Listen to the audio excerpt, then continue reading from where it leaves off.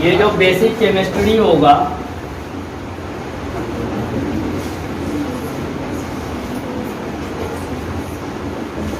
इस basic chemistry के अंदर में 10th क्लास वाले, 11th वाले, 12 वाले, बीएससी वाले, आईटीआई वाले, आईआईटी वाले और जेई वाले, जो आज केमिस्ट्री होने वाला है ये इन सब स्टूडेंट के लिए होगा। अगर कोई बच्चे का 10वीं हो, 11वीं हो, 12वीं हो या वो बीएससी के हो या आईआईटी के हो, आईटीआई के हो या जेई के हो, किसी के भी होंगे, उन सब के लिए ये काम करेगा। जब तक हम इनको न समझेंगे तब तक हम केमिस्ट्री के किसी भी, चाहे वो ऑर्गेनिक हो या इनऑर्गेनिक हो या फिजिकल हो, उनको हम अच्छी तरीक़ा से नहीं समझ सकते। इन्हीं चीज़ों को समझने के लिए हमें कुछ बातों को यहाँ सबसे पहले जानना पड़ेगा। उसके बाद हम फिर ऑर्गेनिक होंगे या इनऑर्गेनिक होंगे, जो भी होंगे हम उनको आसानी से हल करेंगे। अगर आपके समझ में यहाँ पर नहीं आएगा तो फिर आगे भी आपके समझ में नहीं आएगा। इसलिए जितने भी स्टूडेंट हैं आप सब इत्मीनान से देखते जाएंगे और इनका आपको पीडीएफ भी मिल जाएगा। इसलिए अगर आपको लिखने में कहीं छूट जाएंगी तो उसके लिए घबराने की ज़रूरत नहीं है। दूसरी बात है कि पीडीएफ के लालच में ऐसा नहीं है कि हम लिखेंगे ही, तो ये सब काम नहीं करना है। तो पहला लेते हैं परमाणु क्रमांक। परमाणु क्रमांक को हम अंग्रेजी में एटॉमिक नंबर के नाम से जानते हैं।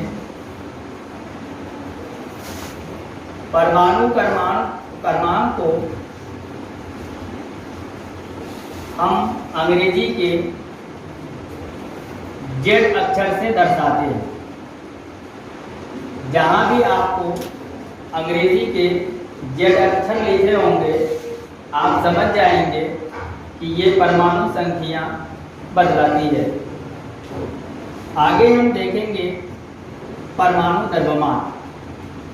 परमाणु जो द्रव्यमान होता है इनको अंग्रेजी में हम एटॉमिक मास के नाम से जानते हैं।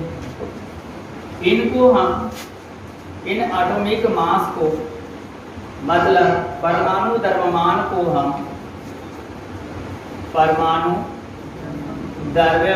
को हम अंग्रेजी के ए अक्षर से दर्शाते हैं। यहाँ तक आपने ये सीखा होगा कि परमाणु क्रमांक किसे कहते हैं और इन्हें किस अक्षरों से हम दर्शाते हैं। दूसरा आपने देखा होगा कि एटॉमिक मास क्या होती है और एटॉमिक मास को हम किस अक्षर से डिनोट करते हैं, मतलब हम सूचित करते हैं या हम दर्शाते हैं। यहाँ कुछ और बात हमें जानने की ज़रूरत होगी। ये जो परमाणु द्रव्यमान होता है जिनको आप एटॉमिक मास के नाम से जानते हैं, ये परमाणु द्रव्यमान जिन्हें हम अंग्रेजी के ए अक्षर से डिनोट करते हैं, जब भी हमें एटॉमिक मास निकालने की ज़रूरत होगी तो आप प्रोटॉन की संख्या को और न्यूट्रॉन की संख्या को, दोनों को जब आप ऐड कर देंगे तो आपका परमाणु द्रव्यमान, मतलब कि एटॉमिक वेट बोलो या एटॉमिक मास बोलो, ये आपको निकल जाएगा। यहाँ देखने की एक और बात आती है कि हमें प्रोटॉन की संख्या मतलब ये होता है कि किसी भी तत्व के अंदर में जितनी प्रोटॉन की संख्या होंगी उतने ही उस तत्व की एटॉमिक नंबर होंगे, मतलब जेड होंगे। क्योंकि हम परमाणु क्रमांक को जेड अक्षर से सूचित करते हैं, तो हम या करके ऐसा लिख सकते हैं कि Z plus N equal to A, मतलब ये बना कि परमाणु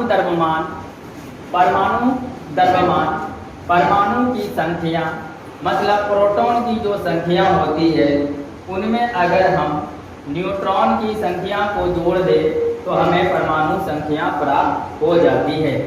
एग्जाम्पल में हम अगर देखने की बात करें, जैसे हमने लिया sodium atomic number equal to 11 and then mass 23। इनमें हम देखते हैं कि जो सोडियम की परमाणु संख्या है ये 11 है। इसका मतलब इस सोडियम के अंदर में जो प्रोटॉन की संख्या होंगी वो 11 होंगी। और फॉर्मूला से यहाँ हम देख रहे हैं कि प्रोटॉन की संख्या और न्यूट्रॉन की संख्या को अगर हम जोड़ दें तो हमारा एटॉमिक मास मतलब A निकल जाएगा। तो 23 के अंदर में हम देखते हैं कि अगर 11 हमारा प्रोटॉन होगा तो बताइए न्यूट्रॉन कितना होगा। तो हमने ये देखा कि प्रोटॉन की संख्या यहाँ पर 11 है और न्यूट्रॉन की संख्या 12 है, इक्वल टू टोटल मिला करके हमें एटॉमिक मास जो प्राप्त हुआ है ये 23 हुआ है। मतलब अब हम ये समझा है कि सोडियम के अंदर में प्रोटॉन की संख्या 11 है और न्यूट्रॉन की संख्या 12 है। यहाँ तक हम समझ गए। तो ये आप 9th क्लास में पढ़ चुके होंगे कि हम किस तरीक़ा से द्रव्यमान को निकालेंगे और किस तरीक़ा से हम प्रोटॉन की संख्या, न्यूट्रॉन की संख्या, इन सब चीज़ों को हम देखेंगे। तो चलिए हम आगे की ओर बढ़ते हैं। यहाँ देखने को ये है कि इलेक्ट्रॉन जो होता है, इस इलेक्ट्रॉन को हम E से डिनोट करते हैं। इलेक्ट्रॉन को E अक्षर से डिनोट करते हैं, जिन पर हम देखते हैं कि एक माइनस का चिन्ह लगा होता है, इसीलिए हम E ऋण बोलिए या E माइनस बोलिए, ये इलेक्ट्रॉन को सूचित करने की चिन्ह होती है। जबकि प्रोटॉन को अगर देखा जाए तो प्रोटॉन को हम P पॉजिटिव मानते हैं और P अक्षर से हम इन्हें दर्शाते हैं। इस तरीक़ा से हम न्यूट्रॉन की अगर बात करें तो न्यूट्रॉन को हम N अक्षर से डिनोट करते हैं और इन पर जो चार्ज होता है वह शून्य होता है। इसीलिए ऐसा कहा जाता है कि न्यूट्रॉन पर जो चार्ज होती है, न्यूट्रॉन पर जो चार्ज होती है, इन पर जो आवेश होता है वह शून्य होता है। प्रोटॉन को P अक्षर से हम सूचित करते हैं और इन पर जो पॉजिटिव चार्ज होती है, मतलब इन पर हिंदी में बोलो धन चार्ज होती है, इन्हीं को हम धनावेश के नाम से जानते हैं और इलेक्ट्रॉन पर नेगेटिव चार्ज होती है। अब हमें देखना ये है कि ये जो न्यूट्रॉन है, इन न्यूट्रॉन को हम अंग्रेजी के स्मॉल अक्षर से हम डिनोट करते हैं। अब बात यहाँ पर आती है कि जो ये न्यूट्रॉन है, इन न्यूट्रॉन का जो आविष्कार हुआ ये कब हुआ, किसने किया, इनको हमें देखना पड़ेगा। यहाँ से आप नोट करो याद।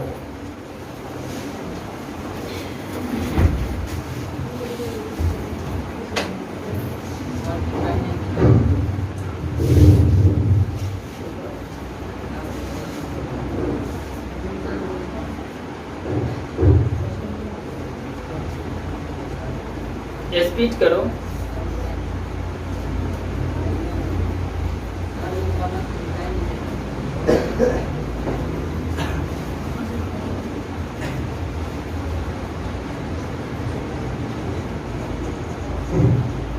क्या नहीं दिख रहा? ठीक,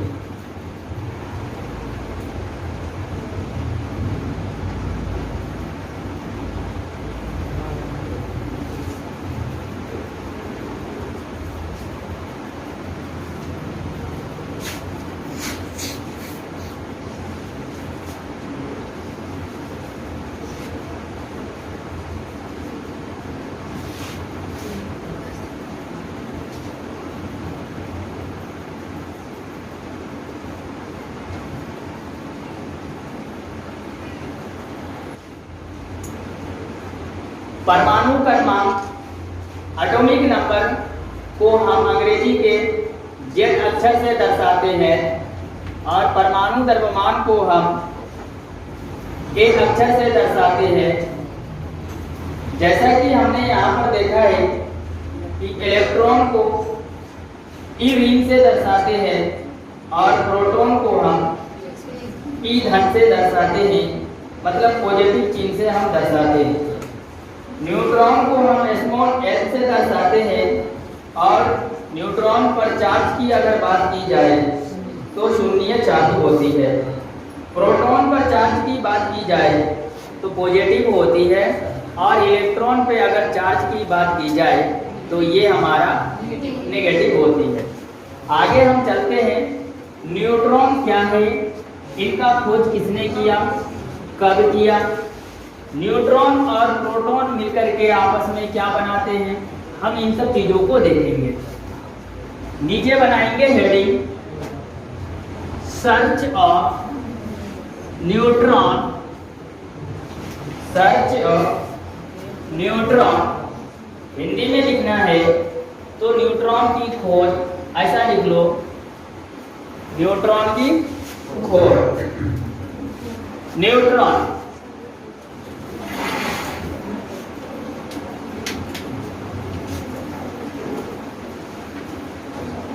न्यूट्रॉन जिनको हम यहाँ देखो, जिनको हम अंग्रेजी के एस स्मॉल अक्षर से एन से दर्शाते हैं, ये ब्रिटिश के वैज्ञानिक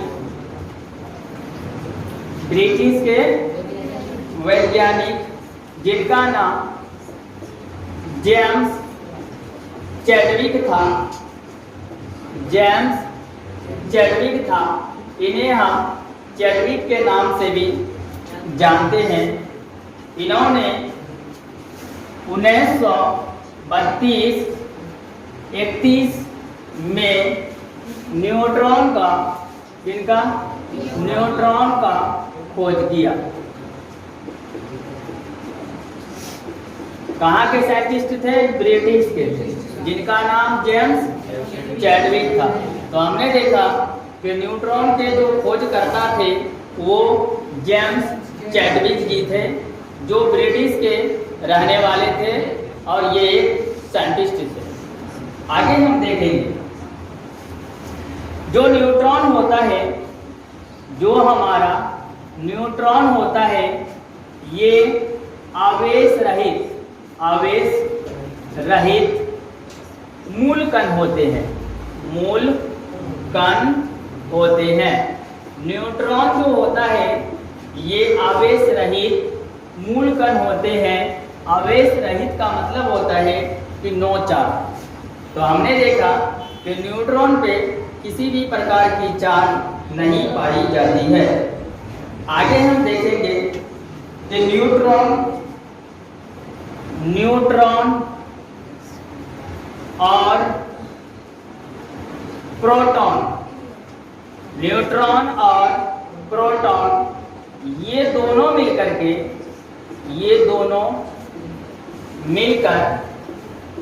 के नाभिक मीन्स न्यूक्लियस को बनाता है या न्यूक्लियस का निर्माण करते हैं।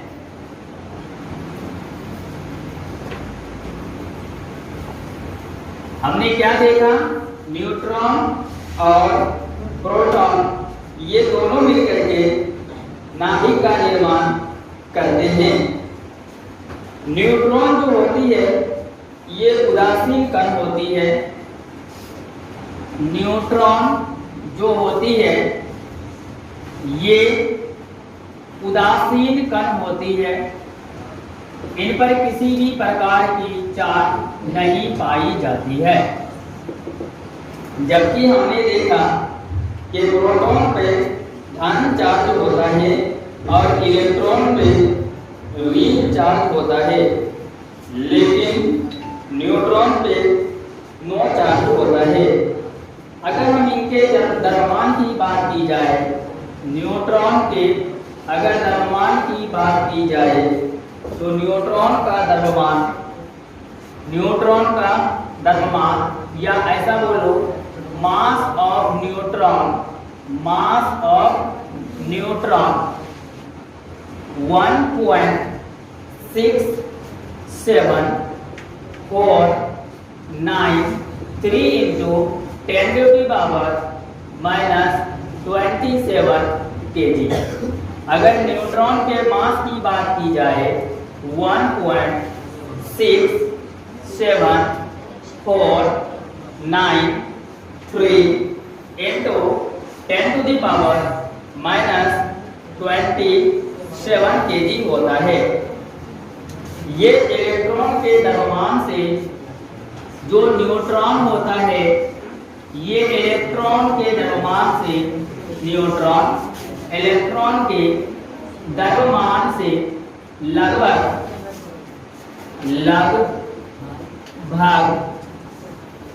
1839 गुना ज्यादा होता है।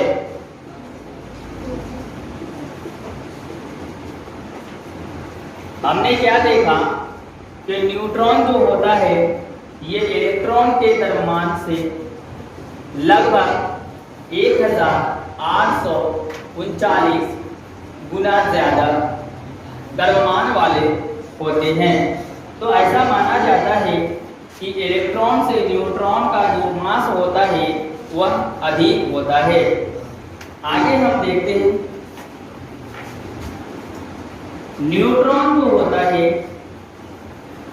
न्यूट्रॉन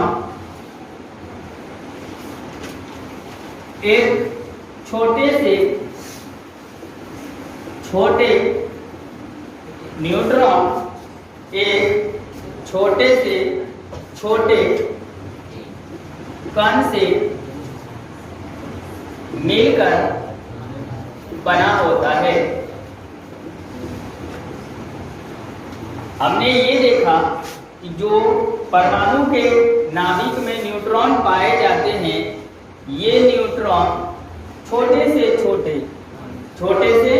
छोटे कण से मिलकर बना होता है, जिसे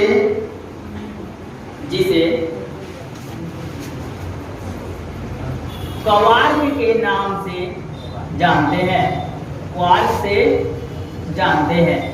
अगर सवाल आए कि क्वार्क किसे कहते हैं तो आप बता देंगे कि न्यूट्रॉन जिन छोटे से छोटे कण से मिलकर के बना होता है उन्हें ही हम क्वार्क के नाम से जानते हैं। तो चलिए आप यहां से यहां तक नोट डाउन कर लीजिए।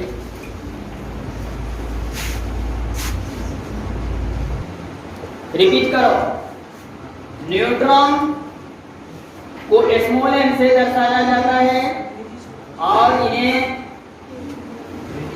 जेम्स चैडविक जी ने न्यूट्रॉन का खोज किया, जो ब्रिटिश के रहने वाले थे। न्यूट्रॉन जो होता है इन पर किसी भी प्रकार की चार्ज नहीं होती है, नो चार्ज होती है, इसीलिए हम इन्हें आवेश रहित मूलकण कहते हैं। दूसरी बात, न्यूट्रॉन और प्रोटॉन ये दोनों मिलकर के परमाणु के नाभिक को बनाते हैं। जो न्यूट्रॉन होते हैं ये उदासीन कण होते हैं। न्यूट्रॉन का जो मास होता है 1.6749 into 10 to the power -27 kg होता है। हम यहाँ पर इस तरीका से लिख सकते हैं 1.64 को हम 5 कर सकते हैं, बाकी 93 को हम यहाँ से लुप्त कर सकते हैं, मतलब कि हटा सकते हैं। इन दोनों को हटाने के लिए हम यहाँ पर इस तरीका से लिख सकते हैं 1.675 into 10 to the power 27 kg। हम ऐसा लिख सकते हैं ताकि ये हमारी इतनी बड़ी जो संख्या है ना वो सॉल्व हो जाए। आगे देखिए, न्यूट्रॉन एक छोटे से छोटे कण से मिलकर बना होता है। इन छोटे से छोटे कण को हम क्वार्क के नाम से जानते हैं। अब हम देखते हैं कि न्यूट्रॉन जो बना होता है क्या एक क्वार्क से मिलकर के बना होता है या एक से ज्यादा से मिलकर के बना होता है। तो हमने ये देखा कि न्यूट्रॉन जो बना है ये 3 क्वार्क से मिलकर के बना है। कितने क्वार्क से? 3 क्वार्क से मिलकर के बना है। तो हम लिख सकते हैं यहाँ न्यूट्रॉन 3 क्वार्क से मिलकर बना होता है। आगे चलते हैं। हमने देखा कि न्यूट्रॉन जो बना होता है ये 3 क्वार्क से मिलकर के बना होता है। तो न्यूट्रॉन में हमने देखा कि न्यूट्रॉन की जो बनावट हुई है, न्यूट्रॉन की जो उत्पत्ति हुई है ये 3 क्वार्क से मिलकर के बनी है। अब हम देखना ये चाहेंगे कि जो ये 3 क्वार्क है वो क्या है, जिनमें हम देखेंगे जिनमें इन 3 क्वार्क में हम ये देखेंगे जिनमें 2 जो होता है 2 डाउन होता है। 2 क्वार्क जो होते हैं ये डाउन होते हैं और एक जो क्वार्क होते हैं वह अप क्वार्क होते हैं। और एक जो होते हैं क्वार्क वो अप क्वार्क होते हैं। अप क्वार्क होते हैं। अब यहां से आप देखो कि न्यूट्रॉन छोटे से छोटे कण से मिलकर बना होता है जिन्हें हम क्वार्क के नाम से जानते हैं।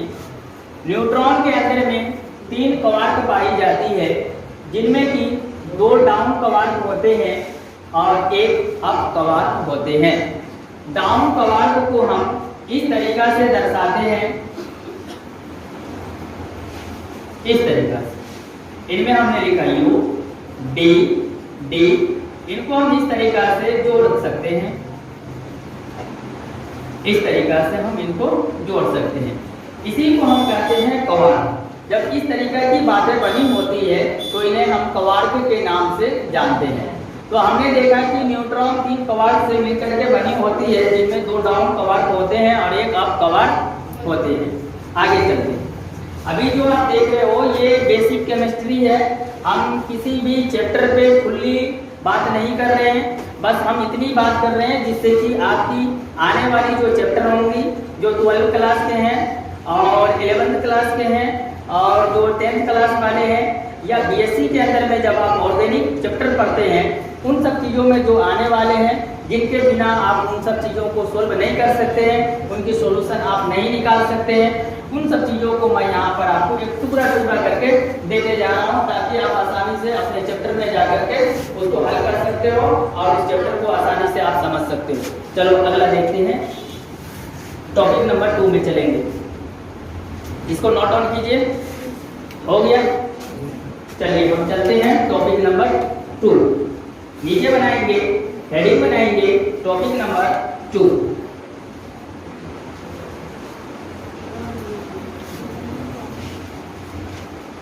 टॉपिक नंबर 2 में हम मोलर मास के बारे में जानेंगे कि मोलर जो मास होता है ये क्या होता है और किस तरीका से हम किसी भी कंपाउंड का मोलर मास, जिसको हम मोलिकुलर मास आणविक द्रव्यमान के नाम से जानते हैं, उनको हम ज्ञात करेंगे।